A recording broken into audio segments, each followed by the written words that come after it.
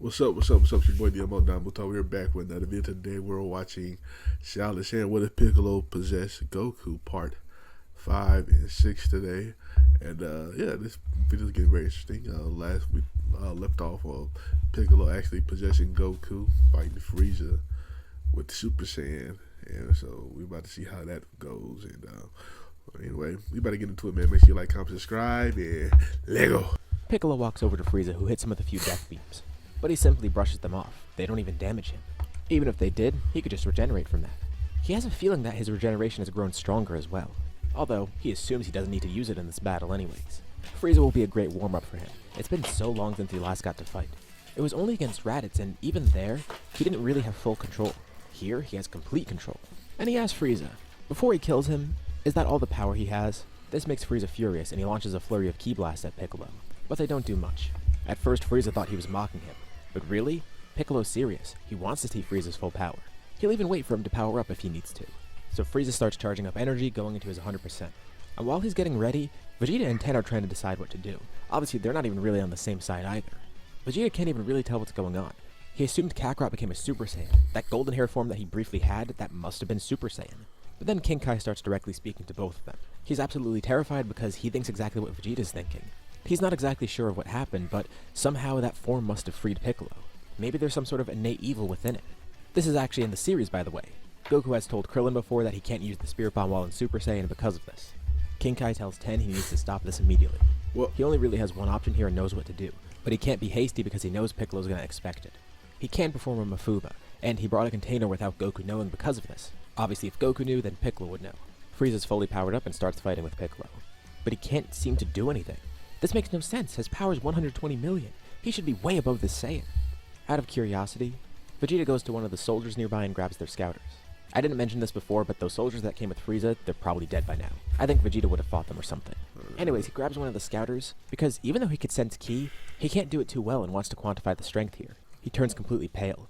Piccolo's power is around 250 million, and it's seemingly rising. As Goku was before, even with Kaioken, he can't really contend with the final form Frieza. That is, unless he went all out with Kaioken, which would have been risky. Using Kaioken at its max would have actually really helped. But he wasn't entirely sure and also knew the risk of Piccolo escaping, especially with how worn out he already was. He didn't get a massive boost in power after the Saiyan saga, and never got one from the Ginyu Force either. But Guru did slightly unlock his potential, and on top of that he had Super Saiyan. And now on top of that, he has Piccolo's boost in power, yeah, the same one that he's strong halfway as took hell. over against Raditz. Plus, Piccolo was sure to heal the body he was in. Goku definitely faced some severe physical trauma, so this gives a nice boost on top of that too. And Piccolo feels completely euphoric. He's free and so much stronger than he ever could have imagined. He's enjoying his battle with Frieza a little too much. Really, he should just leave right now and find a way to separate himself from Goku. But he's too caught up in the moment, although thankfully the fight doesn't last too long. He gigantifies one of his hands, grabbing Frieza and crushing him in it. He lifts Frieza up into the air, breaking all of his bones and then letting him fall from the sky. And as he falls down, he opens his mouth, launching a mouth blast. Frieza's somehow still intact after that. He completely destroys Frieza, but then after the fact he realizes maybe it would have been better to take over Frieza's body. But he doesn't care about that. He has complete control over Goku right now, and all he needs to do is escape. He'd rather do that and use his own body. Sure, being a vessel can give him some great power, but he won't really be him. He only considered swapping bodies as a last resort, if he somehow couldn't escape, since he doesn't know if that'll lock him away again. Everyone's still a little bit confused on how all of this works, especially Piccolo. There's too many hypotheticals involved. But now he has the chance to escape, so he's going to try that. Maybe his bloodlust got the best of him there though. So if he can't actually escape, next time he fights a strong opponent, he is 100% stealing their body. It's at least better to confirm first. Piccolo then takes Goku's capsule, throwing it down and making Bulma's ship again. He's going back to Earth, and tells Ten good luck. But as he turns to Ten's direction, he sees him performing a Mafuba. And he lets it happen.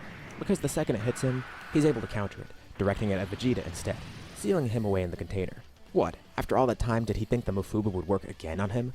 He's kind of funny, so he'll be gracious here. He'll leave Ten alive, and he'll leave Frieza's ship intact as well. Not like Ten will be able to figure out how to fly it. He mockingly tells Ten he'll see him back on Earth, if he makes it there in time.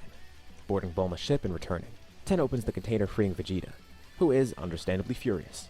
Also a bit confused, but Ten explains what happened. So they can't even seal Piccolo anymore. Thankfully, Vegeta actually does know how to fly Frieza's ship. He's worked with similar ones before. And Ten asks if he could bring them back to Namek. They have Dragon Balls there, and by using them, maybe they could figure out something here. But Ten has a tough choice. He can use a wish to beat Piccolo back to Earth, or stop him some other way. but also he might be able to use a wish to bring Krillin back. He doesn't realize that Namek's Dragon Balls give him 3 wishes, so he has to think on this on the way there. Thankfully, he was the one to carry the Senzu Beans, so he and Vegeta fully heal. They're halfway between Namek and Earth right now, so Piccolo should get there before them, but Vegeta says this is one of the best ships Frieza has. Hypothetically, they should get to Namek before Piccolo gets to Earth. Not by long, though. Eventually, they do make it back to Namek, and Ten profusely apologizes for asking for their help again, but the Namekians are actually inclined to help. With the threat of King Piccolo, especially with him being Namekian, who knows if he's going to come here and use their power somehow. It's probably best for them to help out here. Of course, they would want to stop an evil Namekian. It reflects pretty badly on them, and it could come back to bite them as well. They go to Guru again, and Guru is glad to help. First, he offers to unlock Ten's potential. He even offers the same for Vegeta, but Vegeta declines. It's useless. Ten doesn't like the idea of being handed power either, but he's going to do anything he can to stop Piccolo here. More importantly, they start gathering Dragon Balls, and Ten actually learns that Porunga has 3 wishes, which is great because he doesn't need to decide. He could bring back Krillin, try and use a wish to affect Goku, and then use another wish to bring them all back to Earth. Even though Krillin will be brought back on that other planet, he could phrase it in a way that brings them all back. So they get the Dragon Balls and they summon Porunga, and Ten thought pretty carefully about this. First, revive Krillin. Second, he asked Porunga to empower Goku's pure heart. Porunga can't affect people that are stronger than him if they're not willing, so he can't do a wish that affects Piccolo, but he can do a wish that affects Goku. Goku's suppressed right now, but still alive. Essentially what Porunga does here is what Guru was trying to do with Goku, and the wish is granted. He's helped boost Goku a bit. Porunga says there's only so much he could do, but he hopes it'll help them. As for the last wish, he asked if Porunga could teleport all of Goku's allies back to Earth, specifically to Capsule Corp. A simple wish, and he grants it. As they start getting teleported, Ten waves goodbye to all of them, thanking them once more for their help. And they hope he's victorious here. Thankfully, the wish does include Vegeta too. He's considered an ally at this point. Ten honestly wasn't sure if that would work, which kind of pisses Vegeta off. What, was he going to leave him stranded there on Namek? Well, he was thinking if Vegeta was stranded there, he could just take the ship back. Vegeta really doesn't like this guy right now. And it also does work on Krillin too, with Ten and Krillin reuniting, because he's really happy he was able to bring Krillin back. He hasn't been gone for long, but still. But now they wonder if that other wish helped. Piccolo hasn't gone to Earth yet. He's a few hours away though. They don't know what to expect when he gets here. Will Piccolo step off the ship, or will Goku? Piccolo's close to Earth. Of course, he's pretty happy about it too. He thinks he's finally won here. But weirdly enough, he feels something change within him. That same heart purity from before. It was suppressed. Within that same internal world where Piccolo encountered Goku before, it happens again. Piccolo's unconscious, and he's facing down Goku. Goku's not really too sure what happened. He felt like he lost complete control. But now the two of them have equal control. And he's glad. It looks like Ten figured something out. Piccolo could see that Goku's in that Super Saiyan form, and Goku's a bit confused by it too because he didn't even feel like transforming into it. Weirdly enough, in here it feels a lot different. Like, he has no evil intentions within him. He still doesn't know what happened to him, but his Super Saiyan form did change a bit. Porunga's wish did help him, but how? He doesn't know just yet. Looks like they have to fight for control. Whoever wins gets to take over the vessel again. Obviously for Goku, this isn't a vessel for him. That's his body, and he's gonna get it back. Piccolo then transforms himself, turning into Goku Daimao once more. He feels weaker in here though. It must be because of Goku's power being separated from him. This is like image training with himself, but more real. This is fun. It's like their spirits are actually dueling. It's so weird for Goku too. This form is what caused Piccolo to take over, but now, he could tell it's different. Like, it's been cleansed in a way. This form that supposedly had some innate evil within it. This legend amongst Saiyans. He'll use that to defeat Piccolo. Not embolden him. As they fight in here, Goku is just Goku. He can't use any of Piccolo's powers, just his regular abilities. Okay. Piccolo only physically looks like Goku Daimao, but he doesn't have Goku's power boost. But his unique abilities really help, like his magic and regeneration. And this isn't just a physical battle, it's a spiritual one, a mental one as well. Piccolo is confident at first, but Goku really gets the upper hand. And this battle rages on for the rest of the flight towards Earth. Soon, the ship does arrive on Earth. Tien's ready to do another Mafuba. Even if Piccolo can't counter it, everyone else is here ready to fight Goku in case he is still Piccolo. Okay. But as the door for the ship opens, Goku steps off, looking normal. He looks just fine. Well, his clothes are torn to pieces, but he doesn't even have the weird markings on his face. And he's pretty happy to see everyone here, especially Krillin, thanking them for their help. He won against Piccolo, but Piccolo is still in there, just suppressed once more. But he really wants to figure out what happened to him, and how to utilize that Super Saiyan form. Some time passes. There is no time traveler, and of course over this time period everyone is training. Oh, the no reason time is they're traveler. training to actually beat Okay. Goku, in No case Piccolo Trunks. ever takes over again. Ten is really serious about this, and Vegeta obviously is too. And after seeing Piccolo's full power, yeah, he doesn't really want to free him again. But he does want to fight Kakarot, so he'll need to better himself regardless. Krillin wants to improve himself too. He needs to save his best friend if the time ever comes. At some point Goku's affected by the heart virus, but he barely feels it. Like, he never even notices it happens. His heart deteriorates from it, but then regenerates due to his innate power. Instinctively, the diseased portions of his body get healed over. He feels some weird internal aching and thinks it's just some sort of regular physical thing, unknowingly curing himself from a virus. And not too long after this, the androids attack the city. With no time traveler, we're technically in that original timeline where Trunks is from. So the androids are weaker and more evil. They're actually going around destroying the city and killing people. Obviously they've been looking for Goku. So it's good that he's here. That makes their job a lot easier. Unfortunately for Gero, there's some data he's been missing. First, Vegeta shows off his own new form, Super Saiyan. Ted and Krillin then power up into Kaioken. And as for Goku, well, he turns Super Saiyan. Every time he does this, it concerns him, but by now he thinks he has control. He realized what Porunga did to him. Porunga's wish from 10 was to empower Goku, boost his pure heart once more, and he found the perfect way to do that. Piccolo was freed by Goku going Super Saiyan, so he just needed to cleanse the Super Saiyan form. And that's why Piccolo lost control. He was controlling a body that didn't have an ounce of evil within it. So technically, Goku has his own new form of Super Saiyan, a calmer version of it. This is pure Super Saiyan. Physically, it doesn't look different at all, but this form is completely Goku's. He hasn't mastered it yet with grade 4, but this is a pure good form. Porunga took this form and made it Goku's own. That way he regained control and he could actually use this power. That was a nice side effect. Man. Shout out to Unfortunately, this means he gives up Kaioken. It is weaker, it tears apart his body, and it has the potential to free Piccolo. This form is stronger, and while not perfect yet, it's safe to use. Plus, he's even been training Gohan a bit too. Not a ton because he still has to study, but he wants to see if Gohan can use Super Saiyan.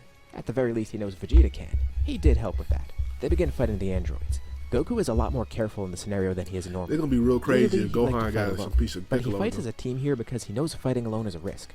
It could stress his body more and lead him to dying sooner, which would let Piccolo take over. As much as he would love to fight alone, he doesn't here because of that. Vegeta, on the other hand, does want to fight alone, but nobody lets him. And they don't decide to kill the androids right away. I feel like Goku would at least give them a chance to give up. But again, these are the original androids. They're far more cruel than the regular ones that we know. They don't give up here. They just want to kill Goku, and have fun by killing others. Krillin has a good strategy here, and Goku actually follows it because he wants to be careful. Together, they all jump one android, attacking Android 17 in unison. Vegeta doesn't go for this. He instead fights 18 alone. With a combined power of pure Super Saiyan Goku, and 10 and Krillin using Kaioken, they defeat Android 17. Just barely. They overpower him, and it's also thanks to their great teamwork together. And Vegeta fighting 18 actually does kind of help here. He can't really do much against her alone, but still. This prevents her from joining in the battle with Android 17. So, then she's defeated. Things go a lot more smoothly here. It seems Gero didn't have the data on Piccolo, or on Super Saiyan. Just like usual, he stopped spying at the absolute worst time, especially because they kept training after the fact. But remember, Piccolo isn't gone. He's suppressed, but he's still there. He probably should have hopped bodies when he had the chance. But now he knows. Next time he gets freed, he's gonna steal someone else's body. Goku can suppress him way too well. And especially now he's going to be careful. So Piccolo makes a promise with himself. The next time he gains control, even if it feels like it's permanent, he's taking over someone else. And he has a few options in mind. With that, we'll leave off here for now. What do you guys think about this part? And what's going to happen himself? He could just try and use Gohan as a vessel at some point. He's always thought of doing that, but he needs to actually escape first. Gohan does have a pure heart, so he would work just like Goku. But Gohan wouldn't have the control of Goku. It would be like using a similar body, essentially. The reason he's even thinking of this is because he knows with Goku, even though the pure heart seals him, he knows he can manifest himself in this body to some extent, and that it can handle his presence. Gohan should be able to handle his presence without dying. And all he'll have to do is go into Gohan's body, and then manifest there. And he'll be completely free. It'll be perfect. The next time he's freed, he's gonna do that. Just like the last part, everyone continues living a normal life. Goten's eventually born too. And before Piccolo felt like he missed out by not transferring himself to Gohan, but here he realized that would not be a good idea. He could have transferred himself to Goten, but then he'd be stuck in a baby's body when Goten was born. He's waiting for a better opportunity. He knows it's on the horizon. Goku continues working on his version of Super Saiyan, eventually fully mastering it, and at some point even going beyond it, now with his own pure version of Super Saiyan 2. Gohan unlocks Super Saiyan for himself at some point, and Vegeta's trying to catch up to Goku. Gohan. Gohan's fallen a little farther behind because he doesn't really have the motivation to fight here, but Goku is still trying to train him because first of all he's around, and second of all, he wants someone who could fight him if Piccolo is freed again. Well, as many people as possible. He already has other people like Ten and Krillin. Point being, it kind of balances out with Gohan. He's not training more, and he's not training less. It's pretty comparable to normal. Goku's pure Super Saiyan 2 also has some weird side effects. Unbeknownst to him, his attacks have an oddly purifying magic to them. It buffs him in a way and gives him an advantage against Evil Ki. To some extent, at least. He can also innately use magic somewhat, as well as regeneration at this point. It seems he has near perfect control of all of Piccolo's abilities. And Kami is really helping a lot with this too. And with his regular Super Saiyan form, since it's mastered at this point, he tries to use Kaioken with it, which is incredibly stressful, but with his regeneration, it actually works. So he has pure Super Saiyan 2, and then on top of that is Super Kaioken, which actually is above Super Saiyan 2, but still very strenuous, so he doesn't really use it too much. But if he needs extra power, he can use that. Of course, this time period is supposed to be the 7-year time skip, so at the end of it we get to the Buu Saga tournament. Pretty much every character is still around besides Android 18 and Piccolo. Okay. Not King Piccolo, the other Piccolo.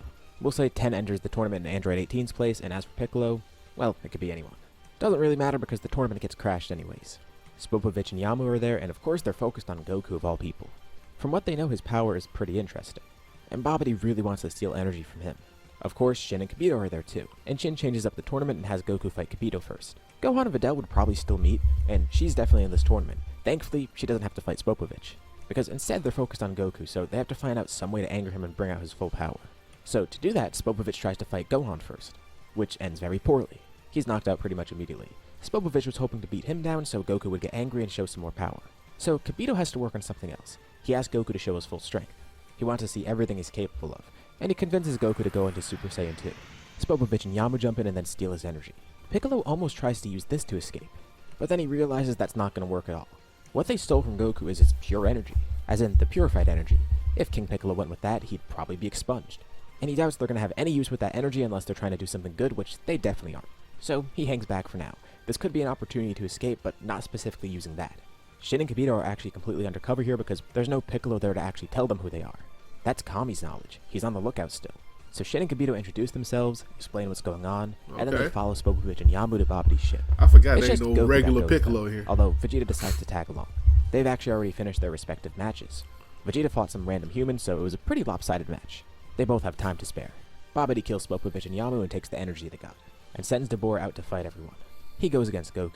But as Babidi feeds the energy to Buu's egg, he sees that it's not actually doing anything. There's a ton of energy in here, but it's not helping Buu. Since the energy is purified, he can't really use it. Weirdly enough, the fight between Goku and Dabur is giving energy. But still, that's so slow compared to this.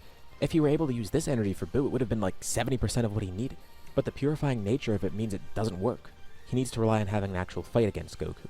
It seems like stealing it right from the source won't work. Unless he does it with someone like Vegeta. He didn't account for this. He didn't know Goku had that kind of power. Dabur's fight gives some power, but it's really quick, especially because Shin tells Goku to make it quick. Dabur is defeated and Babidi barely got any energy from it. He needs another method, and he needs one really quickly. So he does the only thing he could think of. He tries to possess Vegeta. He doubts it'll work because even if they fight, it's probably going to end quickly. He needs to at least try it though. And thankfully, Vegeta does give in.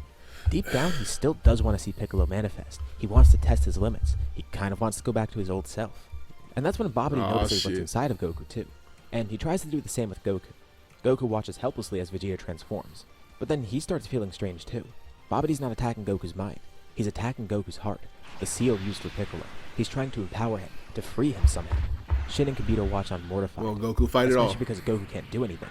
He goes into Super Saiyan 2 and tries to use that power to suppress everything. But Babidi's magic is emboldening Piccolo. Vegeta's transformation completes and he watches as Goku starts to transform too. Babidi promised that he'd have a fight with Piccolo. And he's getting exactly that. That extra pair of eyes appears on Goku's face again. And then, he undergoes the same transformation he went a while ago. With Piccolo fully manifesting, now he way stronger with Super Saiyan 2. Piccolo is free again. It feels so good after so long. And it looks like he already has a great opponent. The fight between Goku Daimao versus Majin Vegeta commences. This is going to be a long and tough battle. Of course, with Piccolo finally free again, he wants to take the opportunity to take over someone else's body. He promised himself he'd do this again and he wouldn't waste time. Unfortunately, Gohan's not around. That was going to be his target. But maybe he could do something else here. That's why he doesn't kill or defeat Vegeta right away. As for Vegeta, he's stronger under the spell. And to make the fight more balanced, Babidi didn't bring out any extra power from Goku. Piccolo is not under the spell, this is just Piccolo. He has no Majin symbol on his head and he doesn't have any extra awakened power. This way Babidi could drag out the fight for longer. They fight to their heart's content, but Piccolo's really just trying to wear Vegeta down. He doesn't know if this will work, but he at least has to try. Honestly, this might be the better option for him. What he's planning on doing is trying to take over Vegeta's body now. With Gohan, he knows this would have worked. But here, Piccolo can only see 3 outcomes. 1. He stays in Goku's body and eventually gets trapped in here again. Goku is definitely going to regain control soon. 2. He jumps into Vegeta's body, and Vegeta dies instantly, not being able to handle this, which would also kill Piccolo, and they could just revive Vegeta. Or, the third option. He jumps into Vegeta's body, and Vegeta can maintain it, but he has absolutely no control over Piccolo, and Piccolo could just commandeer his body as he wants. Even with the risk of the second option, he wants to see if the third option is possible. Once Vegeta's worn out, Piccolo thanks him for the fight. and a weird green energy starts surrounding both of them. While inside of Goku, he's been doing a lot of mental training, trying to use magic as a means to escape. What he's done here is essentially make his own Mafuba, one that lets him transfer his soul to another body. Essentially, Ginyu's body chains combined with a Mafuba, one that could transfer him to Vegeta. Shin and Kibito aren't sure what to do. They can't really get involved here. They don't have the power for it. When Piccolo starts doing this, they try and use their own magic to stop it, but they don't exactly know what Piccolo's doing, so they don't have a direct counter. There's a brilliant green glow. The two of them shield their eyes. All that's left behind is a massive crater. Quickly they walk up to it and see Goku laying there, unconscious, with Vegeta also unconscious too. But then Vegeta wakes up. He grabs his head and then he smiles. This is really weird to get adjusted to, but it looks like it worked. Goku wakes up not long after and he feels relieved, like a huge weight was lifted off his shoulders. He, Shin, and Kibito look over at Vegeta, who then powers up. But what they're looking at isn't Vegeta. The Majin symbol on his head starts glowing red, and an extra set of eyes opens on his face. It's like what Goku looked like against Raditz. This is the partially manifested Vegeta Daimao. Piccolo's body swap worked. He now has control over Vegeta's body, and it looks like Vegeta's not going to regain control. Instantly he launches at Goku to fight him. Quickly Kibito tries to heal Goku and he gets up, defending against the attack. Even though he's in his purified Super Saiyan 2, it's not really doing too much. He lost some power from this, but Vegeta gained power. It's Super Saiyan 2 Vegeta, with the Majin buff on top of that, with Piccolo's buff on top of that too. Goku is essentially a slightly stronger Super Saiyan 2, and Piccolo's wasting no time. He's trying to kill Goku here. Goku can feel that he still has some of the innate powers that he got from Piccolo, like that regeneration and magic, which means he could probably use Super Kaioken. That's all he could really rely on here. Usually he only does this in Super Saiyan, but he's going to try it in Super Saiyan 2, activating Kaioken times 4 on top of it. It's painful, but it's working, and Goku temporarily gets the boost in power that lets him fight Majin Vegeta, or rather, Majin Vegeta Daimao. All this time was Piccolo planning on doing this, and Piccolo says he wasn't really sure. He initially wanted to do this with Gohan, but this worked perfectly fine, so he might as well keep this body. He thought Vegeta would die from this, but it worked. Ever since he first saw Vegeta, he did think about this, even though Vegeta wasn't his primary candidate for it. Soon enough, he'll have full control over Vegeta's body, and then he could fully reincarnate as the normal King Piccolo. Goku needs to stop him before that happens. Not too far away is Gohan. The second he started sensing this fight, he decided to fly over. And now things are getting really bad, so he starts flying faster, realizing that they might need his help. It feels like his dad and Vegeta are fighting, but something's different about both of their energies. Suddenly there's a huge shift, and they don't feel like their normal selves. The second Gohan arrives, he sees Vegeta extend an arm out, penetrating right through Goku's chest. And then with his other arm, he charges a powerful Big Bang attack. Goku tries to regenerate, but it's already too late. He tells Shin and Kibito to get out of here and find Gohan, as the Big Bang attack engulfs him, killing him. He was so preoccupied, he didn't even notice Gohan's energy nearby. And the second Gohan sees this, he's blinded by rage, instantly powering into Super Saiyan 2, launching him towards Vegeta at immense speed, hitting him with a powerful kick right in the face. He actually thinks he's attacking Vegeta right now. He doesn't know why he'd kill Goku, but that doesn't matter. He goes in to fight him regardless. But the second he gets a closer look at Vegeta's face, it all makes sense. He's not fighting Vegeta. His rage grows even further. Vegeta's been taken over by Piccolo. The two start clashing. Piccolo has lost some strength by this point. Yeah, he did recover in Vegeta's body, but he is running out of stamina a bit. Vegeta had his tough fight with Goku, and then Piccolo had to fight Goku. Gohan is pretty much at full health. Plus, he has a huge boost from his rage right now. And because of that, the two are actually fighting somewhat evenly. He didn't realize Gohan had this much power. And you know, part of him contemplates trying to jump into Gohan's body, but he's not going to do that just for a little bit of extra power, especially with the risk of Gohan suppressing him like Goku does. He even tells Gohan this. He initially wanted to take his body, but after all of what just happened, he's going to keep this one. Although he does compliment Gohan's power, he didn't realize his rage would help him grow that much. It's almost on the level of Super Kaioken too, but just like Super Kaioken, it's probably fleeting. Shin wonders what his next course of action should be, but they were so focused on the fight that they completely forgot. This whole time, Babidi has been gathering energy, and everyone on the battlefield feels a huge ominous presence, and another fighter flies over. Majin Buu has been freed. Piccolo has a huge smile on his face, or Vegeta's face. He actually forgot about this too, but this'll be fun. Majin Buu might be a worthy opponent, especially because he could probably use his powers somehow. He never even thought of that. With this brief distraction, Shin then teleports over to Gohan and then brings him back to Kibito. Gohan says he still wants to fight and tells Shin not to get in the way, but Shin says they need to retreat. Gohan's still feeling his rage at the moment, but then something clicks with him too. He can't even kill Piccolo here. Like, even if he had the power to do that, Piccolo dying would mean Kami dies and they don't have the Dragon Balls here. They could just go to Namek, but they don't want to bring Piccolo there too. That could be even worse. They need to think of something else, especially because they can't even kill Piccolo right now. So Shin, Kibito, and Gohan teleport away, going to the tournament and meeting with Ten and Krillin, at the request of Gohan. They then go to the lookout and get Kami, and the 6 of them go to the sacred world of Kai's. Piccolo's glad that Brat finally got out of his way, as he eyes down Babidi and Boo in front of him. Babidi is pretty surprised to see this transformation, but he has no use for Piccolo or Vegeta anymore, so he's gonna have Boo kill them. Thankfully they can kill 2 birds with 1 stone because they're both of the same body. But Piccolo says he's not even close to done yet. An intense aura surrounds him. He starts putting immense stress on his body. These niggas need to go to yard drag. I forgot. I'm paid to store. These niggas need to go to yard drag, bro. Like, damn, that's what it's all they need. Bobby wonders what he's doing. Is he just powering up? It's not going to do anything against Boo. There's only one way Piccolo can ensure complete control over this body. It's if he gets his old body back. Once more, this is something he planned for in his mental training. He couldn't necessarily do this with Goku because of his control on his body. But with Vegeta, he's completely taken over by now. He starts growing in size. With a combination of his regeneration and magic, his appearance begins changing too. This is incredibly painful for him. He's destroying Vegeta's body from the inside out, but in its place, regenerating something much better. The Majin symbol disappears from his head. His extra set of eyes close, and then he starts morphing even more severely. When the transformation completes, standing there in all his glory is King Piccolo, back to his normal self in his regular body. Oh. He's finally free at last. This is going to be a lot of fun for him. And with that, we end off here for now. Shit. What did you guys think about this part? Oh shit. Okay, Charlotte, you in your bag, Charlotte. Okay. I'm about to say they need to go to yard drag, but hey, they figured something out. But anyway, shout out to Charlotte for this video. Make sure you check out the last chapters right here. Check out another video you might like right here, and I'll catch y'all next time, man. Peace.